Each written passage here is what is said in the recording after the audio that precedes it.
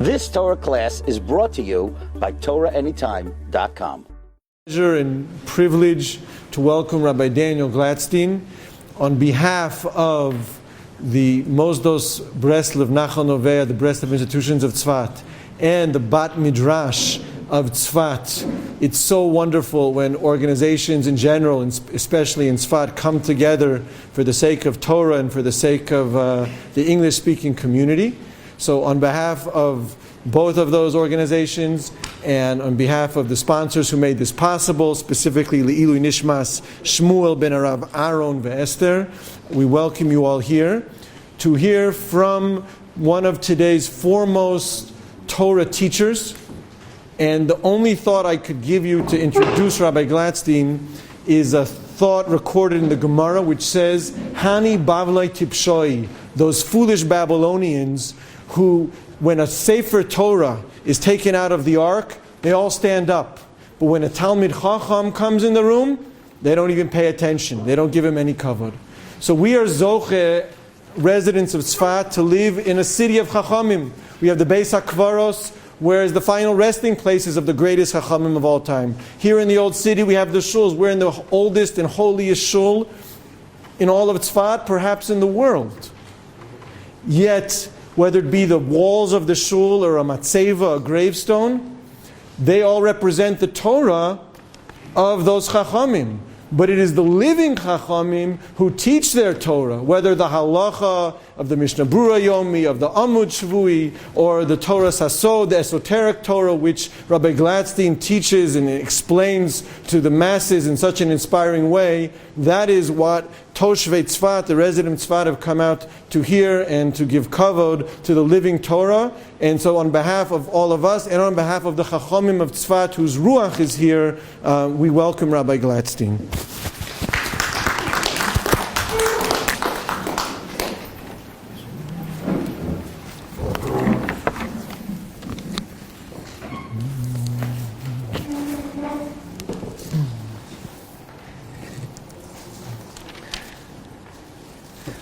What a great honor it is to be back here in the holy city of Tzefas. This is already my third year speaking here, and one of the biggest treats of coming to the city is to see Yedidi, Rabbi Simcha Mervis, and this year I got the name correct the first time.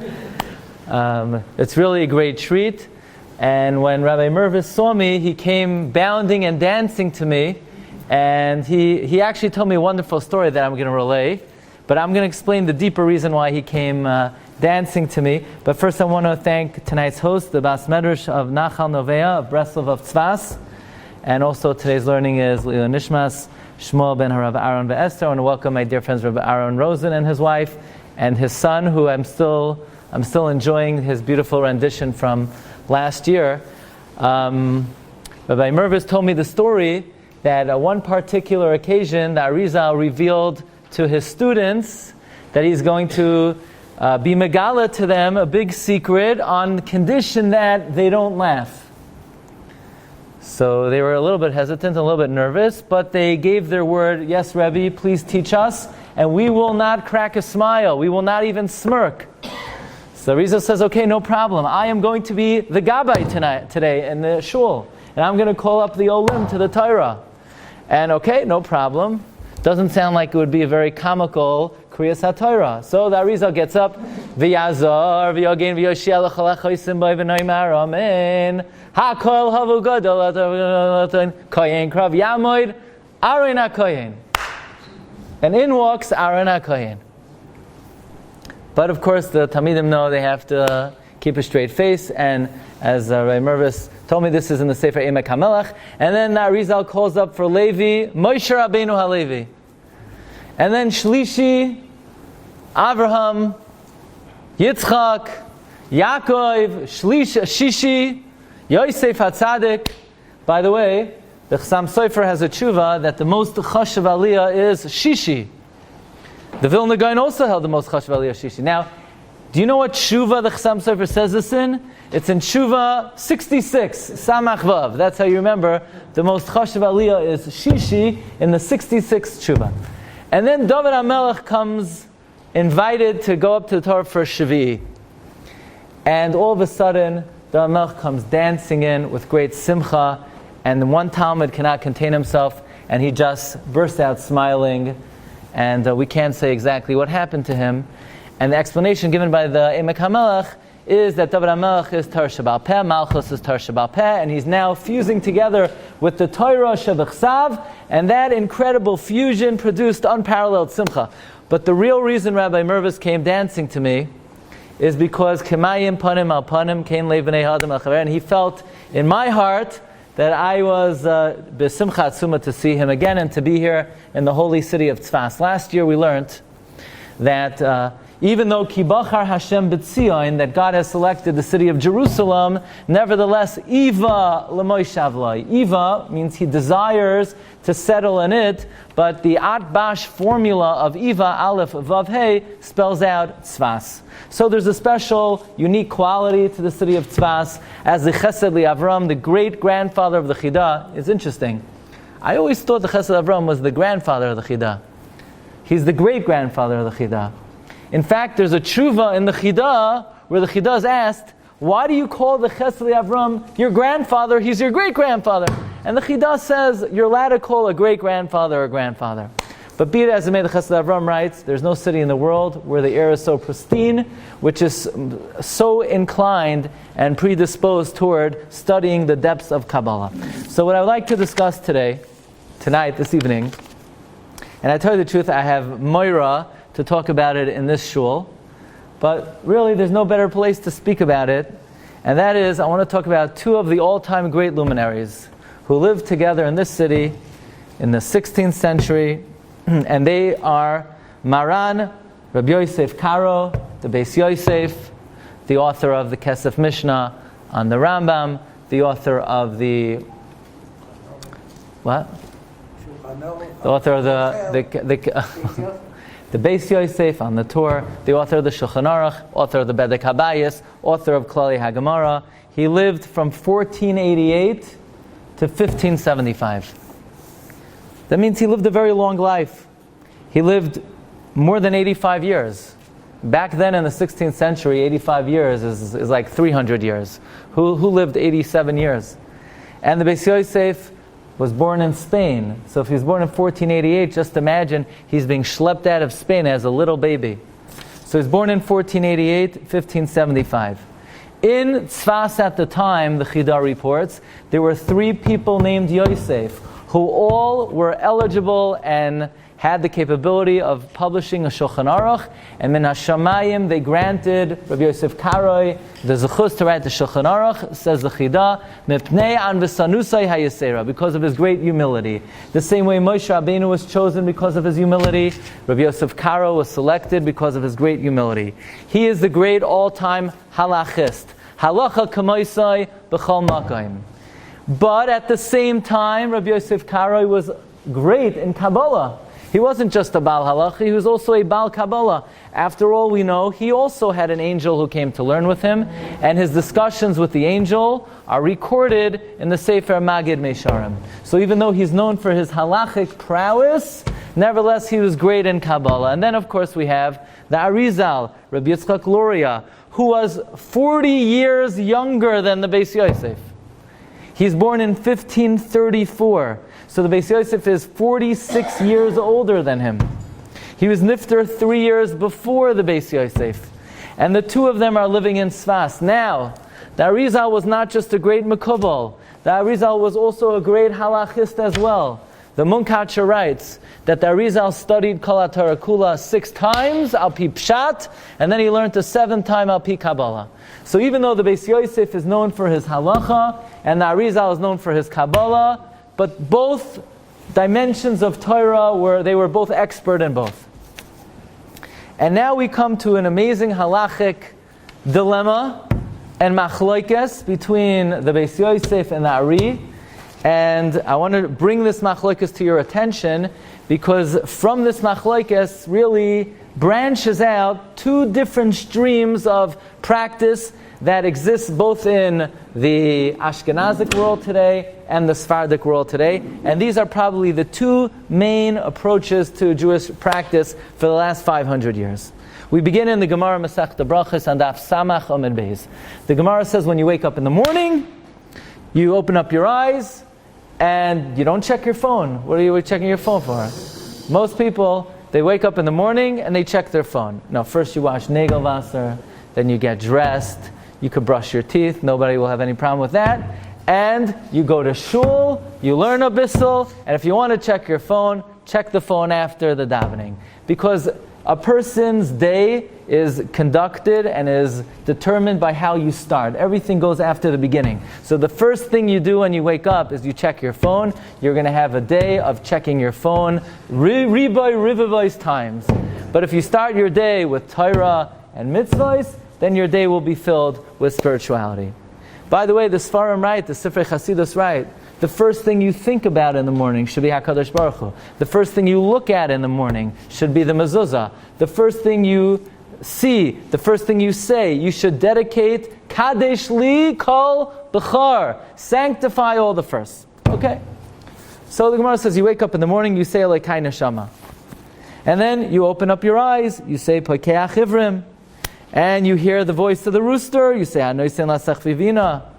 And you stretch out your limbs, you say Matir Asurim, and you get dressed, and you say Malbish Harumim, and you stand up, you say Zoikev Kefufim, and you step, and you say Hamechem Netzadei Gover, and you put on your shoes, Sha'asali Kal Tsarki, you put on your belt, Oizar Yisrael B'Gvura, you put on your hat, Oitar Yisrael B'Sefara, and you call it a day. That's it. There's nothing else to say. And yet you look in every single siddur, and there's another bracha, and that is Hanoisein Layoif Kayach.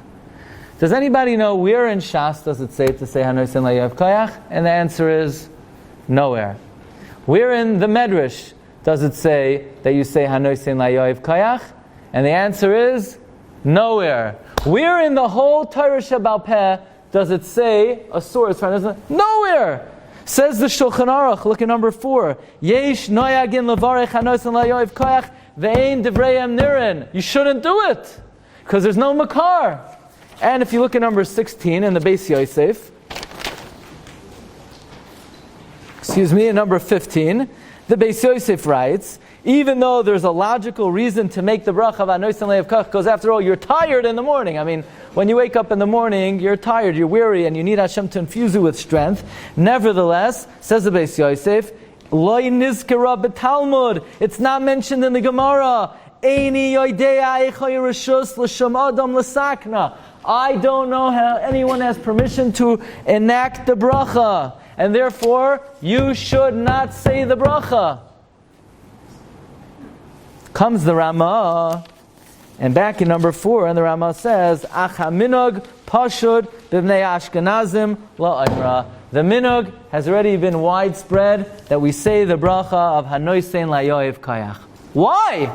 It's not in the Gemara. It's not in the Medrash. It doesn't say it nowhere. So why is the minog to say it? Comes Pri Chadash. Tomorrow we're going to be in Har HaZeisim. And on the foot of Har HaZeisim is buried the Pri Chadash, Rabbi Chizkiyahu di Silva. And the Pri Chadash writes that the minog in all of Yerushalayim is to say Hanoisein Lasech Vivina, because there was one great man, and his name was Harav HaKadosh Reb Yitzchak Ashkenazi. Who's that? The Arizal. The Arizal is the one who says to say it. And based on the Arizal's recommendation, it's spread all over Yerushalayim. Says the Pri Chadash, there are only a few Yechidim who don't say the bracha of Hanoisein Layoiv Kayach. You know who they are? Says the Pri Chadash, Ktsas Yechidim Zulasi She'ein Omer Moisai Va'ani Echad Mehem. Count me among the ones who don't say Hanoisein Layoiv Kayach, despite the fact that the Arizal says to say it. But the Gemara doesn't say to say it, and therefore the Pri Chadash says, I don't say it.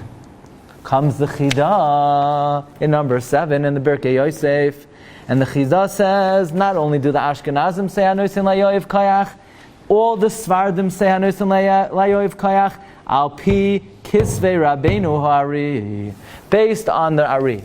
Now, The Gemara doesn't say it, the Medrash doesn't say it, but the Arizal's recommendation has been taken so seriously that it literally spread in all Ashkenazi communities and all Sephardi communities. But here's the problem. Didn't Klal Yisrael accept upon themselves all the halachic decisions of the Beis Yosef? And the Beis Yosef says not to say it? You ready? This is going to rock the city of Tzefas. Af de Kabbalah de Kabalnu Hayras Moron. Even though we've accepted the psakim of the Beis Yosef, Kimlon! We have a presumption.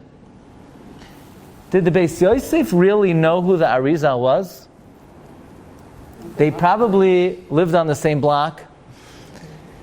In all likelihood, they said a big Shalom Aleichem to each other every day, and they hugged and kissed each other, and they were very respectful of each other. But the Beis Yosef, says the Chida, was not really fully aware of the godless of the Ari. Because while the Arizal taught some Talmidim, namely Reb Chaim Vital, other Talmidim he didn't teach. For example, the Alshich was not really given entrance into the inner circle of the Arizal. And the Beis Yosef himself requested to sit in on the Shiurim of the Arizal. And the Arizal said, nah, it's not for you exactly. And he discouraged. Until one time he said to the Beis Yosef, look, I got to tell you the truth. Your neshama is not cut out for my style of Kabbalah. Your neshama is more cut out for the style of the Ramak, Rav Moshe Cordovero. And the siman is, I'm going to teach you, and every time I say a few words, you're going to doze off. Okay, so that's why I don't hold it against anybody who dozes off in my shiur. Okay, even the Beis Yosef dozed off at the shiur of the Ari, and the Beis Yosef took it as a siman min hashamayim that the Arizal style was not for him. Says the Chida, we have a presumption that the Beis Yosef didn't really appreciate the godless of the Ari. Now, just imagine something. The Beis Yosef was 46 years older than the Arizal, and he's asking the Ari, "Can I learn from you?" And the Arizal said, "No." It's an amazing thing. The Arizal said he came down to this world only to teach Reb Chaim Vital. Now Reb Chaim Vital started to feel very special about this. Reb Chaim Vital says, I don't understand. Am I better than the Beis Yosef? Am I better than the Alshich? Am I better than Ramak? Am I better than the Reishis Chachma? And the Arizal said, no, actually you're worse than all of them. You're lower than all of them. You're the lowest of all the Chachmei Tzefas. But your potential is the greatest, and therefore I've come down just to teach you. And then the Ari was Megala, the Shoresh HaNeshama of Reb Chaim Vital. But says the Birkei Yosef, we have a presumption.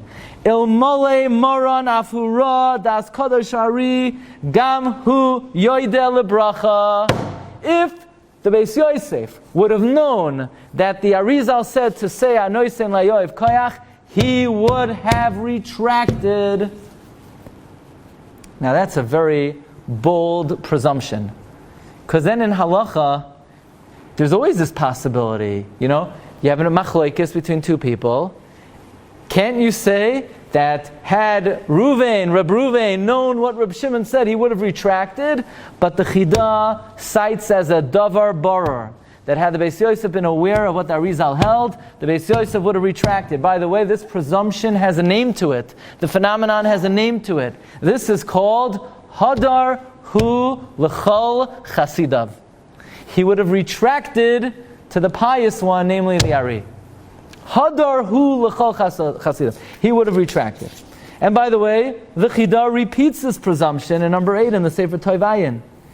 The Chida writes in the second paragraph, on the 4th line, D'meyachar d'Rabbeinu Ari kasav sheyesh la'amra. Since the Ari says you should say Anoisen layoev kayach, upiresh soida, and he explains the secret, Kein roi lasois, so shall be done. Devada ilu moran yoda migdulas Ari. Had the Beis Yosef known about the godless of the Ari, and that the Ari says you should say it, he would have retracted, and therefore the Chida challenges the Pri Chadash.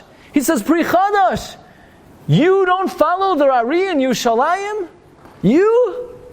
When you're Masber Sugyas and Shas, you always quote the Ari. You understand the Ari. You appreciate the Ari. And you're not following the decision of the Ari. I don't understand you, says the Chida.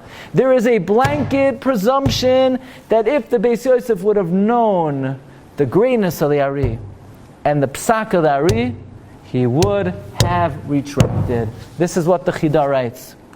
And the Chida is not the only one who maintains this position. The Stei Chemed agrees that we maintain that whenever there's a machlokes Arizal and Beis Yosef, it's not that we follow the Ari because the Ari was greater. It's that we presume that had the Beis Yosef known what the Ari held, the Beis Yosef would have retracted. And the Ben Ish Chai also says that had the Beis Yosef known what the Arizal held, Beis Yosef would have retracted. In fact, the Ben Ish Chai establishes the following halachic rule, very interesting halachic rule.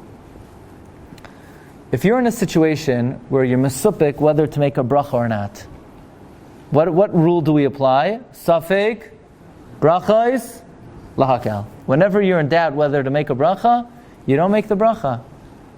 What if you're in doubt whether to make the bracha and the Shulchan Aruch says to make the bracha? Says the Ben Ish Chai, we still apply the rule, safek, brachos, lahakel.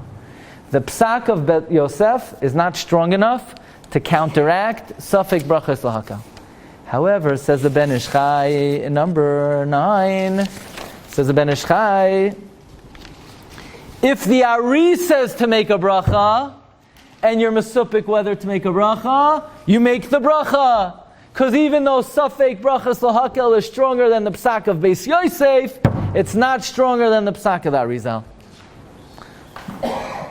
So this is the opinion of the Chida, the Ben Ish Chai, the Stei Chemed, all based on the principle that the Arizal was greater than the Beis Yosef. The Beis Yosef was not fully aware of the greatness of the Ari. If he would have been aware, he would have retracted. This is the principle of Hadar Hu L'chol Chasidav. And in the Sephardic world, many take this approach. The Talmidei Ben Ish Chai, Talmidei Rabbi Yaakov Hillel, follow the Ben Ish Chai and follow the Arizal no matter what. That's what we say, the way you say it is, Arizal or bust. That's the halachic principle, right? You always follow the Arizal.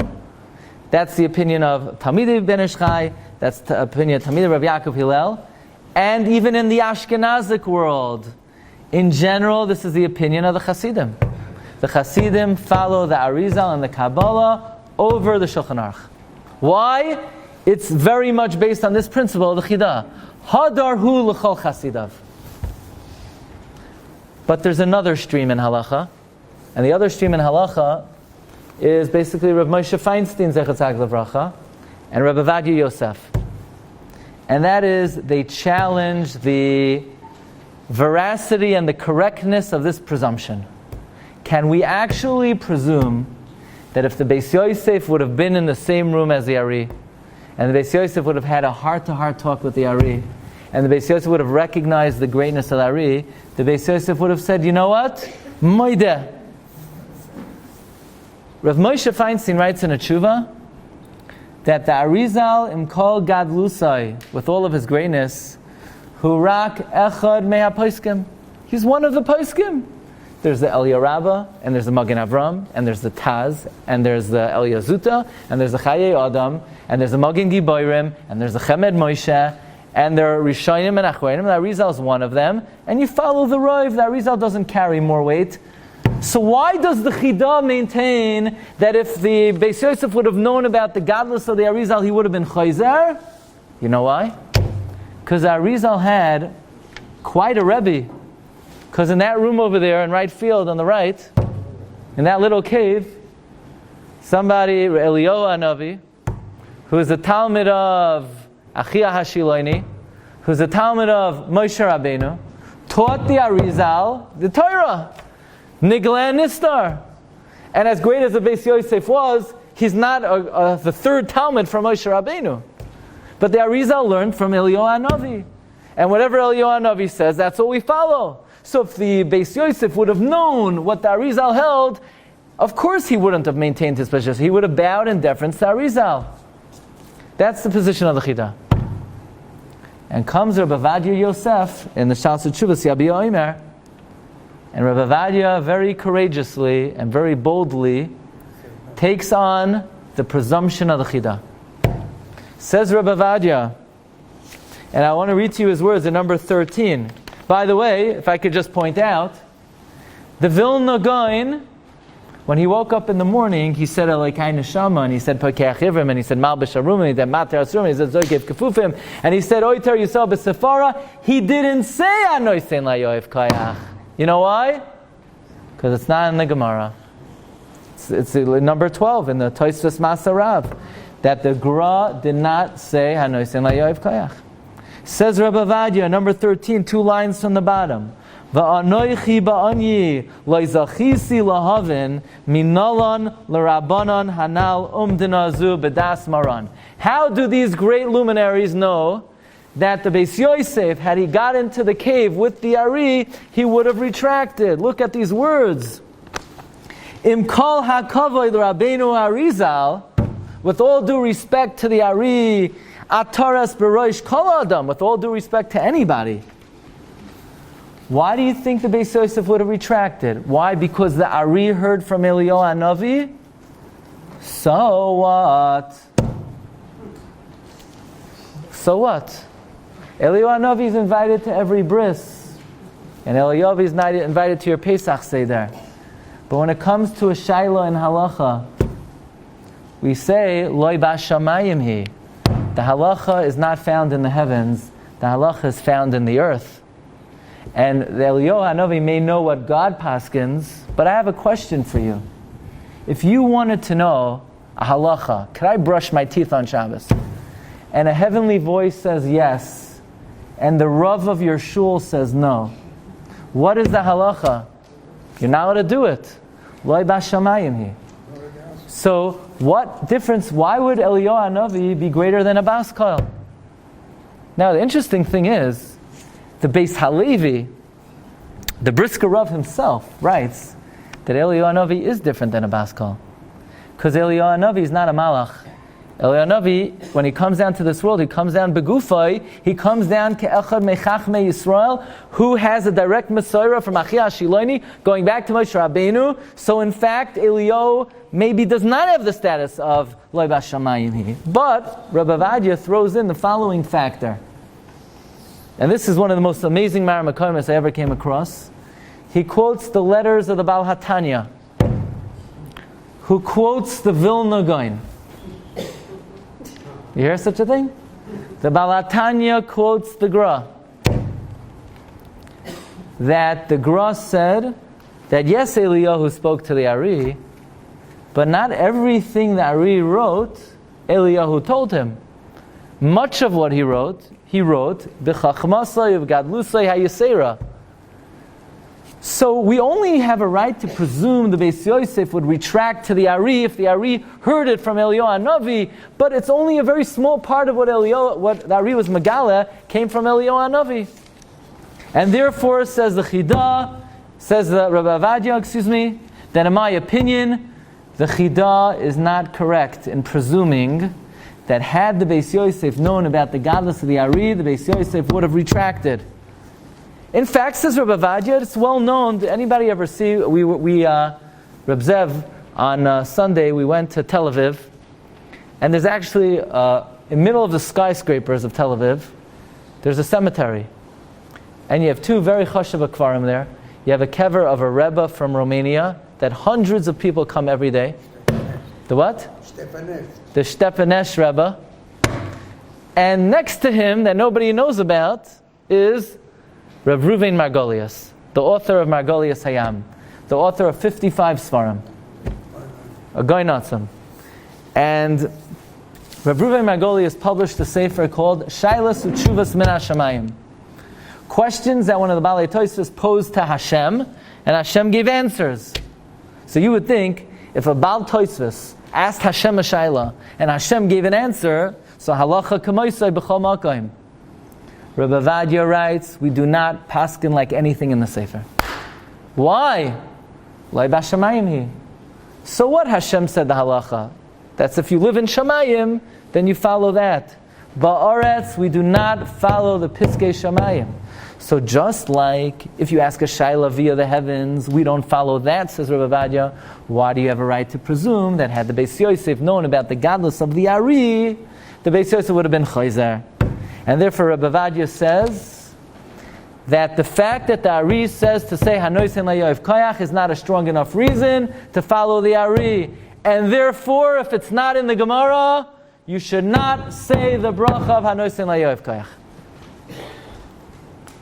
Aber asked Rabbi Vadia, would you be meshadich your daughter with a bacher who doesn't say Hanoisen Layoiv Koyach? Can you imagine such a thing? Come on. That would be. Imagine if they say, the boy, he's the best bacher in Lakewood, he's a mensch, he's a Baal Masber, he's a Baal Lamden, Ala Mailas. The only thing is, he refuses to say Hanoisen Layoiv Koyach. I mean, this guy's not getting a shidduch. Can't get Hanoisen Layoiv Koyach. So, all of Klal Yisrael says Hanoisen Layoiv Koyach. Says Rabbi Vadia, doesn't that mean that the Chidah is right? If all of Klal Yisrael says Hanoisen Layoiv Koyach, it must be because the Chidah is correct, that we presume that had the Beis Yosef known about the godless of the Ari, he would have been Chayzer. Says Rabbi Vadia, nah, it's not, it doesn't prove anything. You know why Klal Yisrael says Hanoisen Layoiv Koyach? Because the truth is, even though it's not in the Gemara, it's in many, many Rishonim. Many Rishonim bring it down. So why would the Rishonim bring it down if it's not in the Gemara? Says Rabbi Vadia, one of two possibilities. Either, number one, if you look in the Bach says it must have been that there's a girsa, there's a text in the Gemara that adds, you put on your belt, you say Ozer Yisrael B'Gvura, you put on your hat, you say Ozer Yisrael B'Sefara, and when you stand up and get ready for the day, you say Hanoisen Layoiv Koyach. It's not in the Gemara, it's not in your Gemara, but there's a correct, legitimate girsa that you should say it in the morning. Or, says Rav Vadia, one more possibility. And this is very interesting. And this Rabbi Vadia quotes the Tzemach Tzedek, one of the Lubavitcher Rebbes, who wrote Shuvas.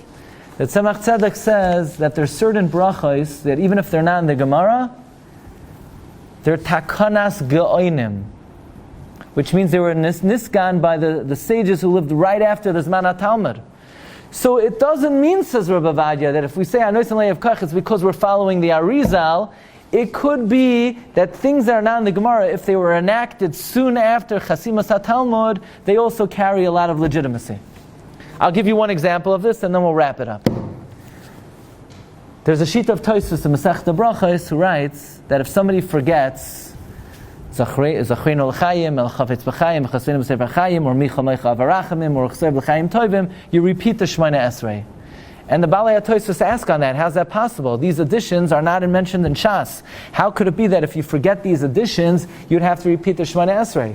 So the Birchas Avram, one of the Lamdash Svarim on Shas, says that even though they're not mentioned in Shas, but since they were enacted by the Gaonim, they fall under the category of Kol HaMeshane Mimadbeya Shetavu Chachamim Yodai Ala Tachtoina. That's also part of the established halacha. So says Rabbi Vadia, just because all of Klal Yisrael says Hanoisen Layoiv Koyach, it doesn't mean they agreed to the presumption of the Chidah. It could be they say Hanoisen Layoiv Koyach because they had that girsa, or because it's a takanas go'inim. So basically you have, in Klal Yisrael, two major streams in practice. You have those like the Chidah, or the Ben Ish Chai, or Talmidei Rabbi Yaakov Hillel, or the Chasidim, who they follow the Ari because they say the Gevura of the Ari was such that had the Beis Yosef known about the greatness of the Ari, he would have been Chayzer. And then you have Talmidei Rabbi Vadia Yosef, and basically the Talmidei HaYeshivos today in the Ashkenazic world, that they follow the Beis Yosef over the Arizal. And they don't say, had the Beis Yosef known about the greatness of the Ari, he would have retracted. They say what it says in the Gemara is what we follow. And the Arizal Imkol Gedulasoi, his connection to the Shamayim, although it is the most valuable view in the world of Kabbalah, but it will not be binding in the world of Halacha. So can you imagine, in these square blocks, you had two of the all-time great luminaries living right next to each other. And on the one hand, in Kabbalah, the Arizal was so great that there are Gedolei Olam who say that had the Beis Yosef, who was 46 years older than him, would have known about his greatness, he would have retracted.